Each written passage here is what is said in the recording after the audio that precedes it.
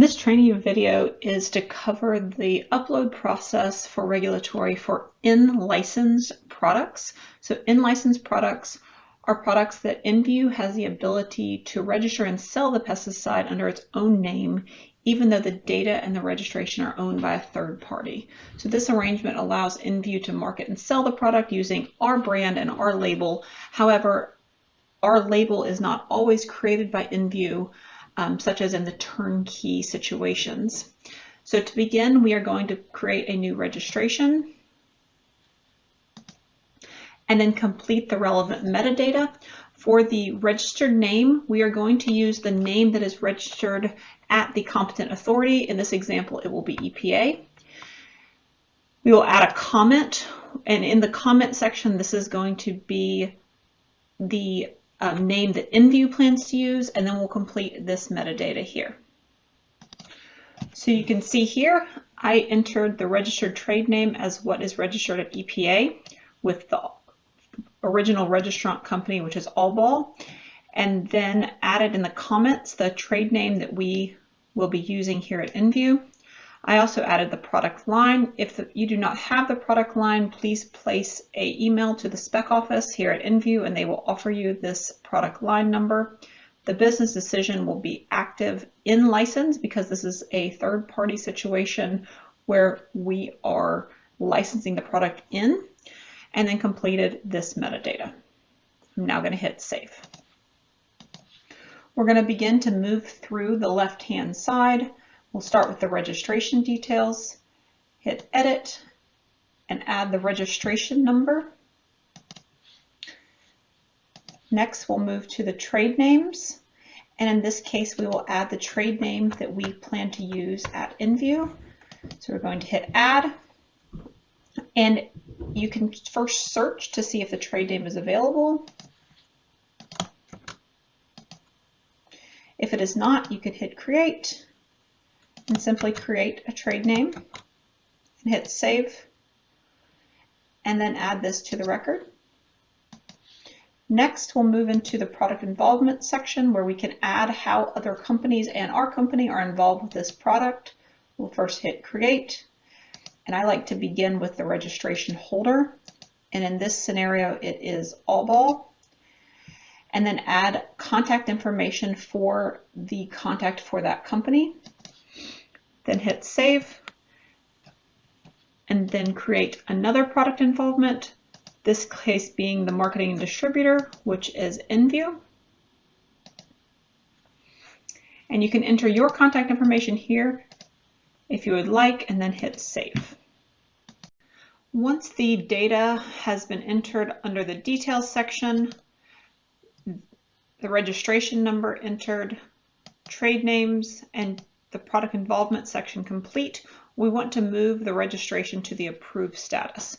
So we are aware that this is not how the process will work, and as part of the enhancement, we will more than likely remove this step, so you will be able to go directly from planned to approved.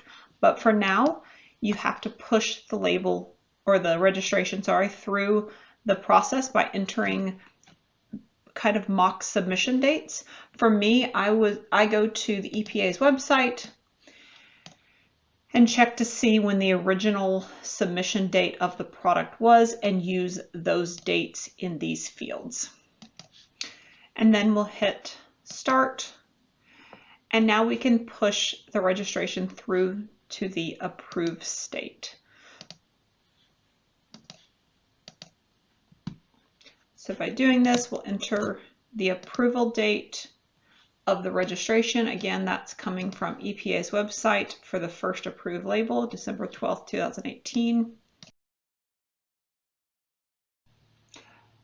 Now that we have the registration created, that step will not have to be redone for each new regulatory action that is initiated by the registrant.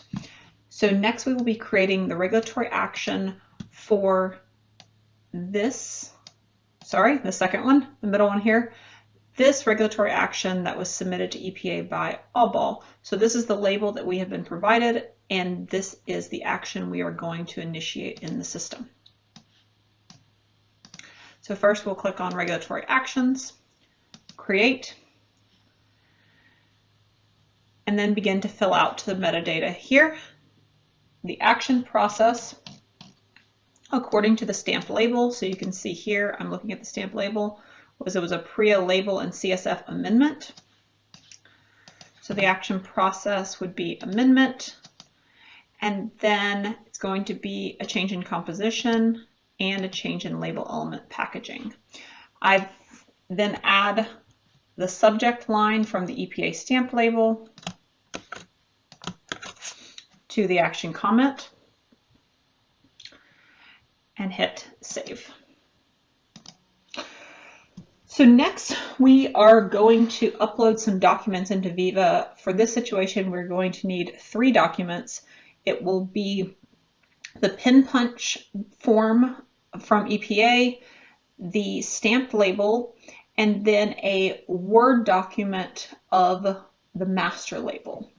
So in this case, I don't have the Word document, so I'm going to convert the PDF from EPA's website to a Word document and upload those documents.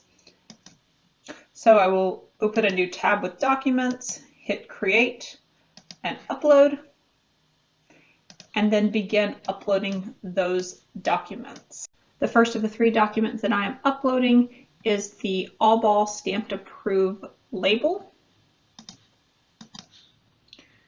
I will then release this document and begin to upload the Word version of this document. After I've converted the stamped PDF to a Word document, I'm going to remove the first 2 pages until I get to the actual label, and then upload this as a master label.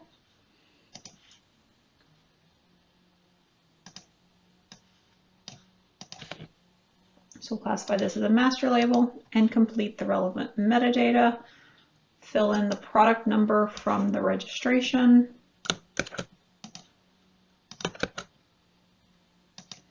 And then the text date is 12/16/2019. This document can also be released. And then finally, I'm going to upload the pin punch form, the 8570-5 form from EPA. This will go in as received document.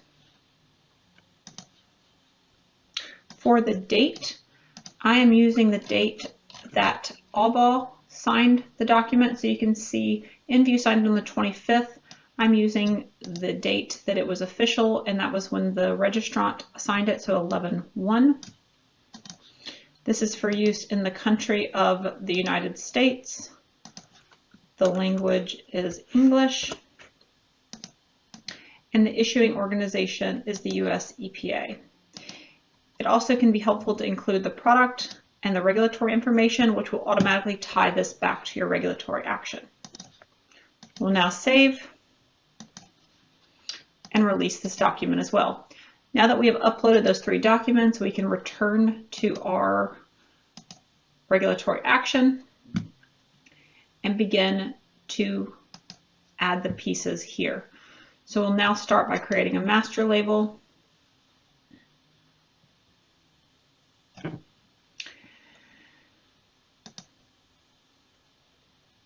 Here's the master label we just uploaded. The text date will be the date that is on the label. So again, that was 12/16/2019, which is also the approval date.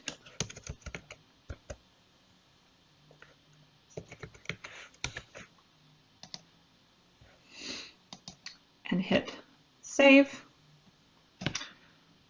From here, you can go ahead and add the 2 received documents. So the one automatically, the received document automatically tied. And next I'm going to use the recent documents to find that stamped label that we added, which is here at the bottom. So this is the stamped approved label. Hit close. So And then finally, we're going to add the specification number. So this would have been issued by the spec office. So this is the specification that is linked to this. Hit OK, and that'll be added here.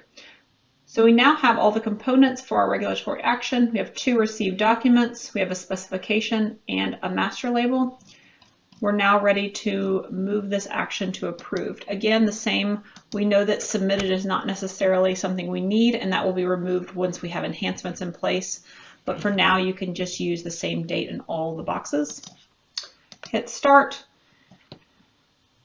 and then ultimately push this through to approved.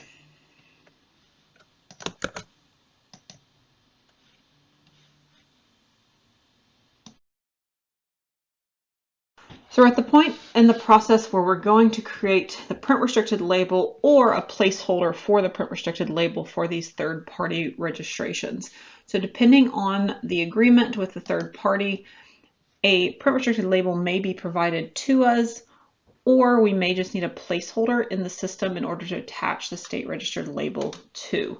So we're going to begin by going to the master label, opening that, and then creating a copy of this master label. This process is similar to our normal process. So we will make a copy and then rename this with PRL.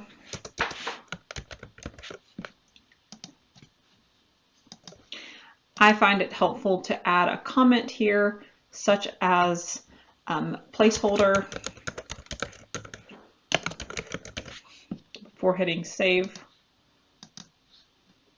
It's then very important to remember to classify this label. So remember, when you make a copy, it still says master label. So you want to reclassify it as a print restricted label. Hit save. Be asked to clarify a few additional pieces of data. Enter the registration number. This is our trade name. And then placeholder label, may change this to placeholder PRL label, and hit save.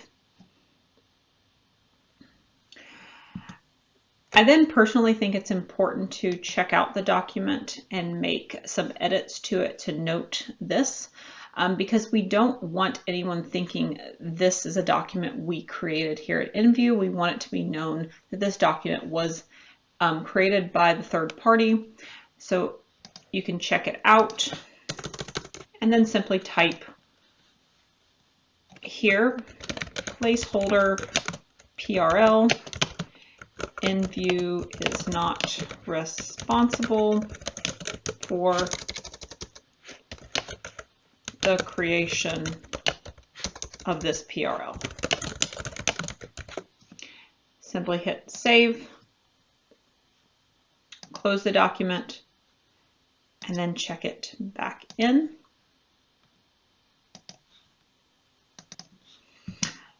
Now we are ready to release the label